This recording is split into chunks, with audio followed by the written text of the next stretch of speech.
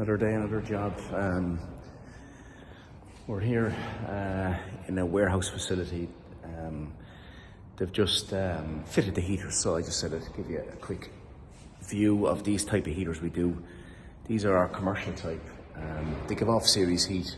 They're black in colour, and we have 4 of them along this area here, split into 2 zones. So they're only having installed, but you can see how they're fitting onto the ceiling there, onto them struts, and you can see the heater itself.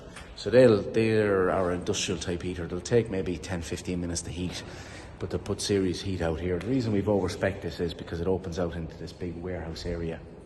So you can see here, there's 2, 3, 4, and then we'll go upstairs. So the reason the client would have installed these is because infrared doesn't heat the air. So with convection heating, warm air rises, but with these, because it's kind of a workstation down there, they'll perform better. So upstairs, we've overspec'd the size of the heater.